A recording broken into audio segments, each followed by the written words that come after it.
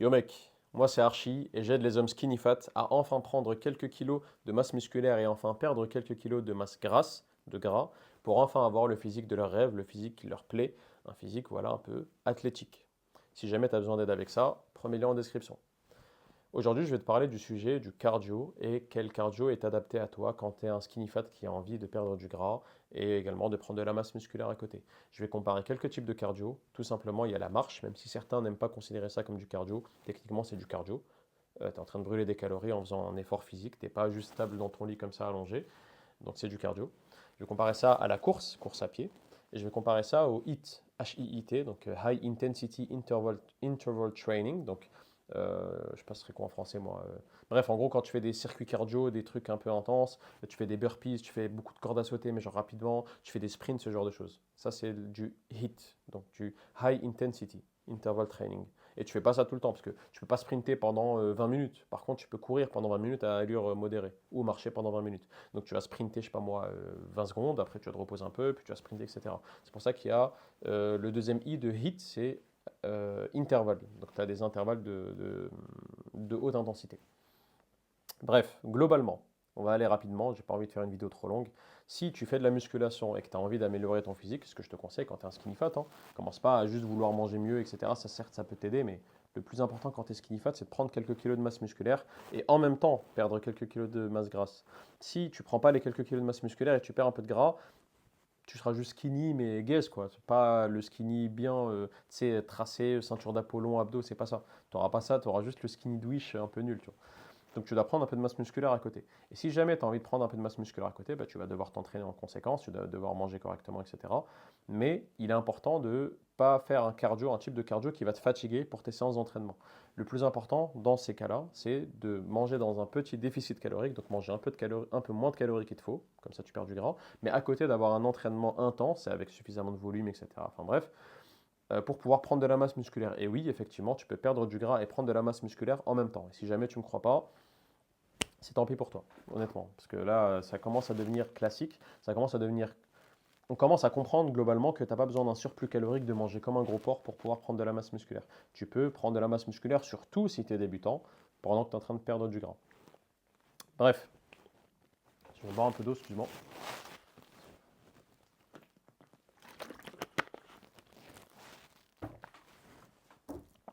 Ça fait du bien, par où ça passe.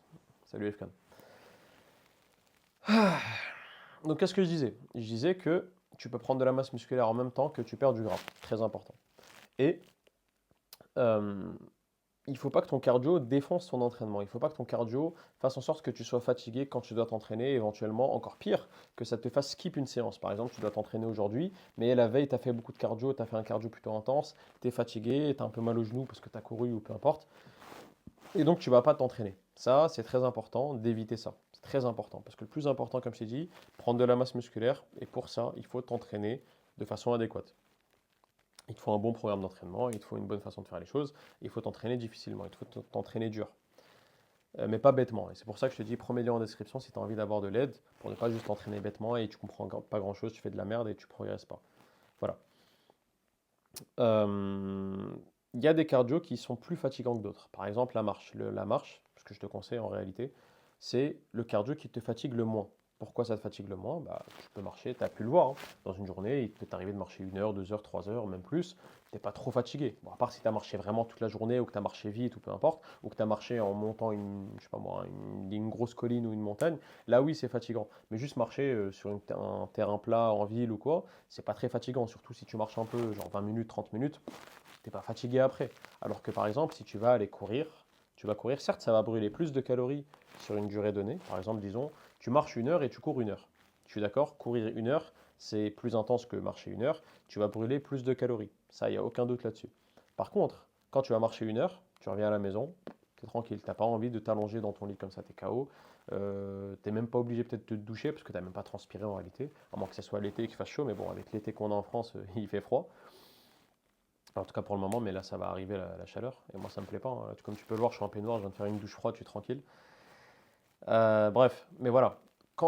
Ok, la marche brûle moins de calories que la course, mais la course, quand tu vas avoir couru, surtout disons tu as couru 1 heure ou 20 minutes, ou peu importe, mais voilà, tu vas arriver chez toi, tu es fatigué, tu dois te reposer, tu as envie de manger plus, tu es KO tout le reste de la journée, tu vas pas bouger, peut-être que le lendemain, le soir même ou le lendemain, tu n'auras même pas envie d'aller t'entraîner. Et là, c'est un problème parce que du coup, tu vas pas avancer sur l'objectif, prendre de la masse musculaire qui est très important quand tu es skinny fat.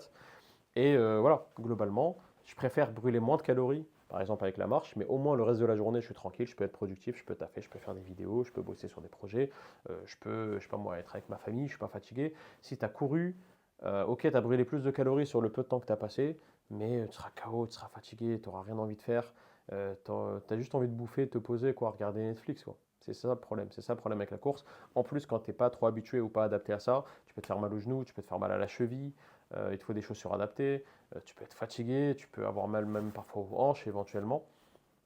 C'est pas cool quoi. Je ne dis pas de pas courir. Si tu kiffes courir, continue. Ça, il n'y a aucun problème. Je ne suis pas là pour te dire de pas courir.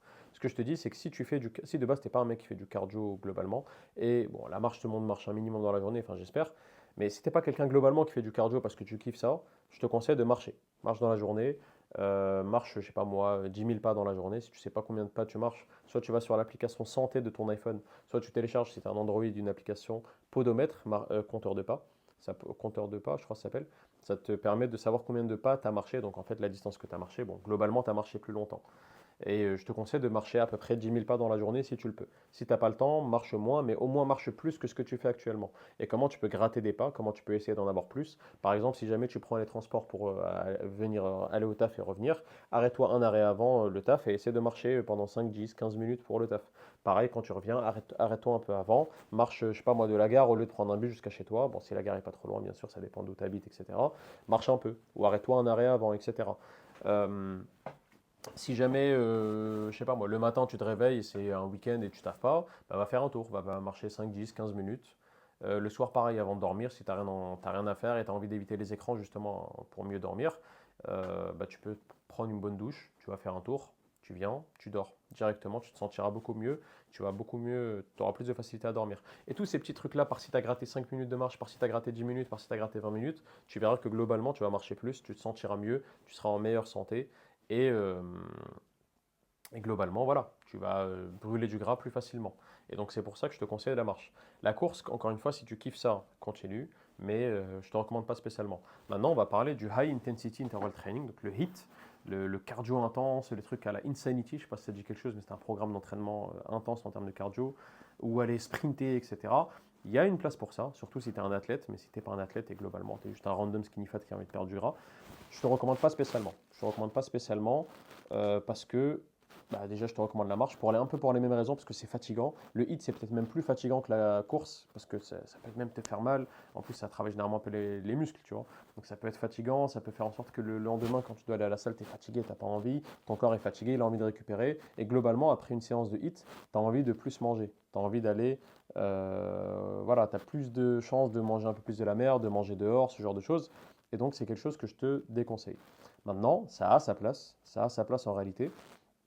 Et si jamais tu veux faire ça peut-être une fois dans la semaine, allez deux, mais une fois dans la semaine c'est déjà bien. Je te conseille par exemple de faire, bah, tu sais quoi, choisis le hit que tu veux. Je te conseille moi de faire des sprints. Les sprints c'est vraiment bon pour toi. Tu fais des sprints si possible en montée. Tu vois, tu prends une mini colline ou un truc où ça monte un peu et tu cours là-dessus. Tu fais des sprints de genre 10 secondes. Tu récupères pendant 1 minute 30, 2 minutes, et après tu répètes, et tu fais ça 5, 6 fois. Tout simplement, c'est une séance assez rapide, mais ça va être très bien déjà pour ton cardio, pour travailler ton cœur, surtout si tu cours pas et que tu fais que de la marche, ça va pas trop travailler ton cœur. Donc pour ta santé, je te conseille de faire une certaine forme de cardio, peut-être une fois dans la semaine, et un cardio plutôt intense. Comme ça prend pas beaucoup de temps déjà, et en plus ça va, tu as fait quelques sprints, ça va pas non plus tuer ta séance du lendemain, tu pourras faire le haut du corps, il n'y aura pas de problème, et même le bas du corps éventuellement, surtout quand tu vas t'habituer.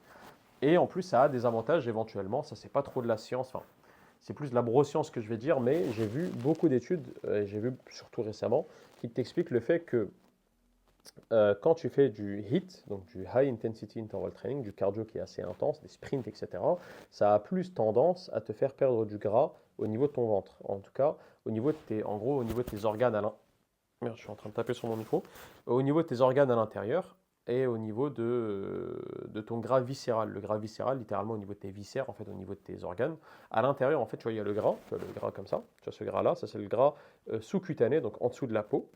Mais il y a aussi le gras à l'intérieur, et c'est ce qu'on appelle le gras viscéral. Et plus dans ta vie, tu as été sédentaire, tu as mangé de la merde, et que tu t'es pas entraîné ou quoi, plus tu auras de gras viscéral. Et encore pire si tu bois de la bière ou ce genre de choses. Et donc ce gras viscéral-là, généralement, il est plus au niveau des poignées d'amour, au niveau du ventre, etc. Ouais, bon, un peu au niveau des fessiers peut-être, pour les hommes en tout cas.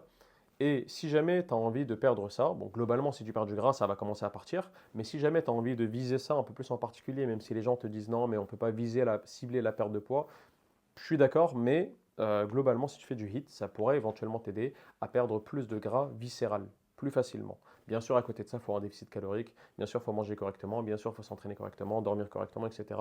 Ça, c'est des piliers qui sont importants que tu dois toujours avoir en place. Mais ça peut être intéressant de faire du HIIT, déjà pour cet aspect-là, éventuellement, de brûler plus de gras, surtout au niveau des poignées d'amour et du ventre, et c'est généralement là où on a envie de perdre en tant qu'homme, c'est ce qu'on a envie, surtout quand on est skinny fat.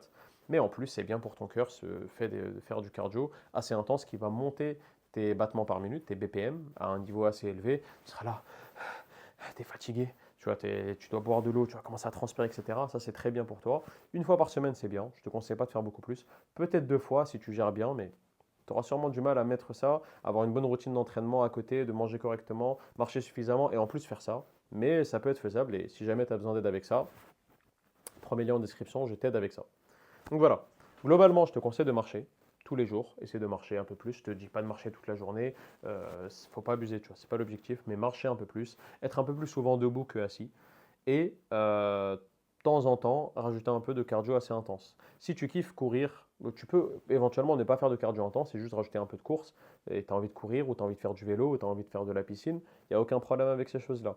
Mais essaie de les faire pas trop souvent dans la semaine, privilégie la marche à ces trucs-là, et surtout fais en sorte que ça ne t'empêche pas d'aller t'entraîner comme il faut. Ça, c'est très important. Si tu vois qu'à cause du cardio que tu as fait, ta séance elle a souffert et que tu t'entraînes de façon moins intense et moins dure, entre guillemets, bah, évite ça. Essaie d'éviter ça et c'est pas la meilleure chose pour toi. Tout simplement. Peut-être un avantage, un truc comme la piscine. Déjà, à la piscine, tu peux nager tranquillement, donc ça sera comme un cardio, comme la course à pied. Donc voilà, ou sinon tu peux aller assez intensément et tu fais une longueur assez rapidement, comme si tu faisais la course. Et ça va, c'est comme un sprint en fait, hein, c'est un sprint dans l'eau si tu veux, pas avec tes jambes, mais avec ton haut du corps, enfin, avec tout ton corps en réalité, mais voilà. Un avantage peut-être avec la piscine, c'est le fait que tu es dans l'eau. Tu vois, l'eau c'est assez froid, enfin, ça dépend de la piscine dans laquelle tu vas, mais généralement l'eau sera plutôt froide, surtout quand tu rentres dedans avant de t'habituer. Et donc ton corps va brûler de l'énergie, va brûler des calories juste pour te maintenir à chaud. Parce qu'en fait, s'il ne faisait pas ça, tu vas faire une hypothermie, tu vas avoir plusieurs complications qui peuvent exister. Et pour maintenir ton corps au chaud, enfin, ou en tout cas suffisamment chaud pour être tranquille, euh, il va brûler des calories. Il va brûler des calories et ça peut être bien. Ça peut être des calories en plus de brûler, en plus du cardio en lui-même qu'est la piscine, ça peut t'aider. C'est pour ça qu'aussi les douches froides, ça peut être intéressant parce qu'en fait, ça va consommer de l'énergie pour te garder au chaud. Tu vois, quand tu viens de te doucher, tu as fait par exemple une douche froide ou que tu sors d'une piscine très froide, quelques minutes après, tu vas voir que tu vas commencer à être chaud. Si tu touches comme ça, ou même ton corps, tu vas voir en fait que tu es plutôt chaud. Et c'est parce qu'en fait, ton corps, il est en train de te réchauffer, pour faire simple, hein. Et ça brûle des calories, donc ça peut être un truc qui t'aide. Je te dis pas nécessairement de faire des douches froides pour ça, ou je te dis pas nécessairement si t'es jamais allé à la piscine, d'aller à la piscine pour ça, mais ça peut être un truc qui t'intéresse. Et si t'es quelqu'un en plus de base qui fait de la piscine ou quoi, bah continue, c'est très très bien. Voilà, tout ce que j'ai à dire sur sur le cardio, sur quel cardio faire. Globalement la marche, si tu as envie de rajouter un peu de cardio 1 à 2 fois dans la semaine, préférence au HIIT, mais pourquoi pas un peu de course à pied ou un peu de vélo, et si possible même de la piscine, tout simplement. Encore une fois, si jamais tu as besoin d'aide pour te transformer et si jamais tu ne comprends pas exactement comment passer de skinny fat à athlétique, prends-les liens en description. On fait un call en 1 heure où je t'explique exactement tout ce que tu dois savoir pour appliquer ça à ta vie et mettre ça en place. Et éventuellement, si tu en as besoin, on pourra mettre en place un coaching plus long terme, donc de quelques semaines ou quelques mois, pour complètement te transformer. Et sache qu'en tant que skinny fat, il n'y a pas besoin de 1 an, 2 ans, 3 ans pour avoir un physique complètement différent. Ça peut se faire en 2 mois, 3 mois, allez, 4 mois en général. C'est très très bien comme ça. Ok? Si jamais tu as des questions, n'hésite pas, mets-moi ça en commentaire. Abonne-toi pour ne pas rater les prochaines vidéos. Et je te dis à demain.